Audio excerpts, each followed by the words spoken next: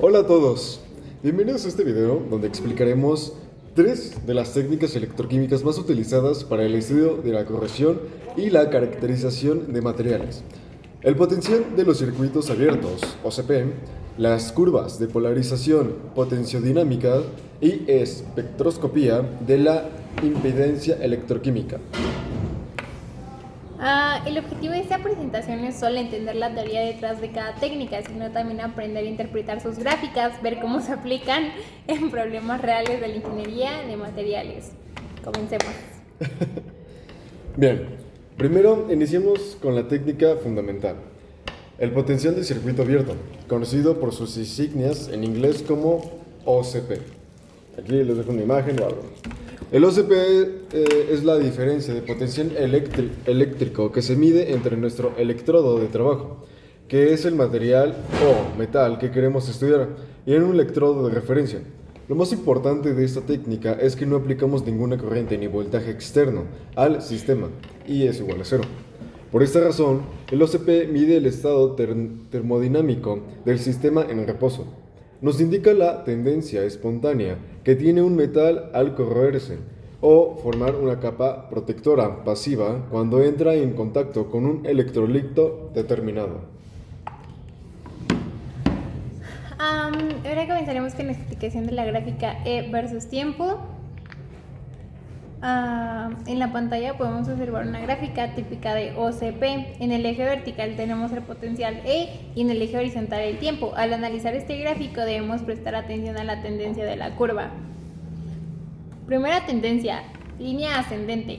Si el potencial se desplaza hacia valores más positivos o nobles a lo largo del tiempo, significa que sobre la superficie del metal esta se está formando espontáneamente una película pasiva de óxido que lo protege de la corrosión. Segunda tendencia, la tendencia descendente. Si el potencial cae hacia valores más negativos o activos, indica que la capa pasiva está destruyendo o que el material ha iniciado un proceso de disolución y corrosión activa. Tercera tendencia, línea constante horizontal. Cuando la curva se estabiliza y la pendiente es cercana a cero, el sistema ha alcanzado el equilibrio electroquímico. Ahora, un ejemplo de aplicación. Un ejemplo real de aplicación del OCP se da en la evaluación de biomateriales para implantes médicos, como las aleaciones de titanio o acero inoxidable, 316 litros. Antes de colocar un implante, se sumerge en fluido corporal, simulado a 37 grados Celsius, y se monitorea el OCP durante varias horas para verificar si el material forma una capa pasiva, biocompatible de forma natural y estable en el cuerpo humano. Curvas de polarización potenciodinámica.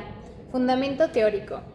A diferencia del OCP, donde dejamos el sistema en reposo en las curvas de polarización potenciodinámica, forzamos el sistema perturbándolo deliberadamente. El potenciosato aplica un barrido continuo de potencial eléctrico a una velocidad constante y mide la respuesta en densidad de corriente resultante.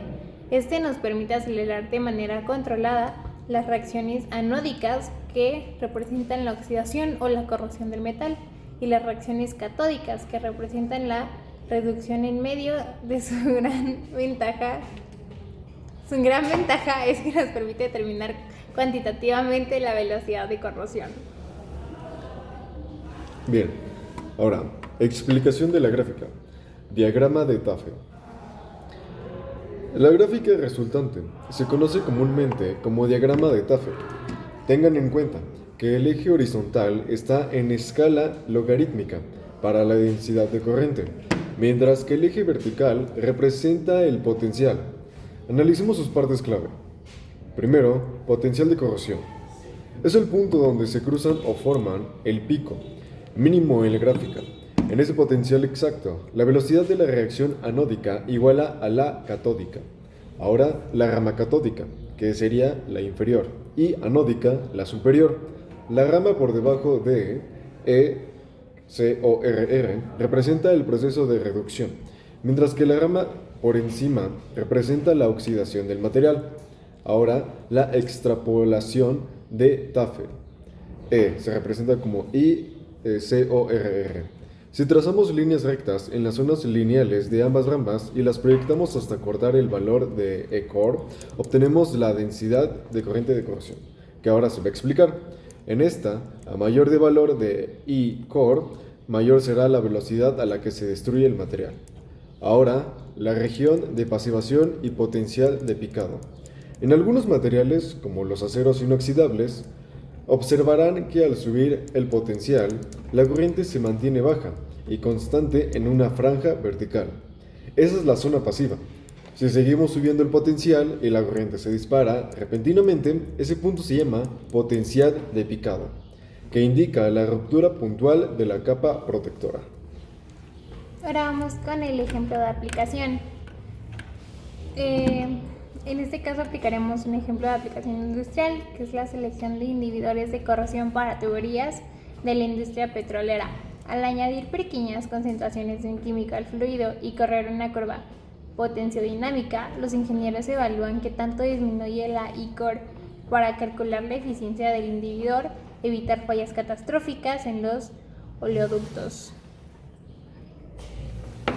Bien. Ahora, técnica número 3, que sería la espectroscopía de impedancia electroquímica. Finalmente llegamos a esta parte, donde es un poco más avanzada y no destructiva, la espectroscopía de impedancia electroquímica, o EIS. A diferencia de la polarización que destruye la superficie, la EIS aplica una pequeña señal alterna sinusoidal de voltaje, típicamente de 5 a 10 megaamperios, variando la frecuencia desde niveles muy altos, con kilohertz, hasta niveles muy bajos, con milihertz. Como aplicamos corriente alterna, en lugar de hablar de resistencia, hablamos de impedancia, Z. La EIS permite separar y medir diferentes fenómenos que ocurren al mismo tiempo en la interfaz metal-electrolito, como la resistencia del medio, la resistencia de la película protectora y la capacitancia del doble capa eléctrica. La explicación de las gráficas Nikis y Bode. Para analizar la EIS utilizamos dos tipos principales de gráficas. Diagrama de Nyquist. En el eje Y graficamos la parte imaginaria de la impedancia, que es Z con 2 comas o Z' con signo negativo, y en el eje X la parte real. Típicamente veremos el semicírculo, el corte inicial en altas frecuencias con el eje X, representa la resistencia del electrolito, y el ancho o el diámetro total del semicírculo representa la resistencia a la transferencia de carga. La regla de oro aquí es simple: a mayor diámetro de semicírculo, mayor es la resistencia a la corrosión del sistema.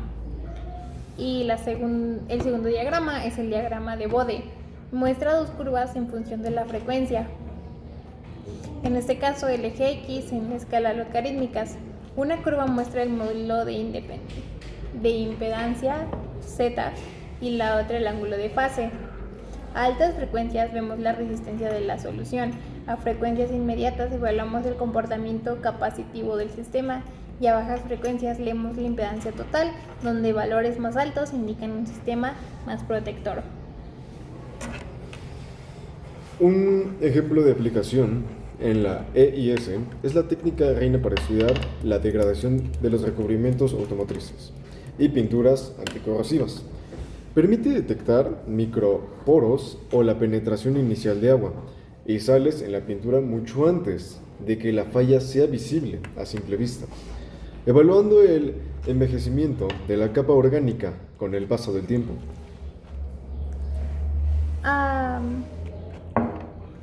Aquí podríamos ver un poco de lo que es el cuadro comparativo de todo lo que hablamos, lo que son las técnicas, el estado del sistema, el parámetro principal y la información clave de cada una de ellas.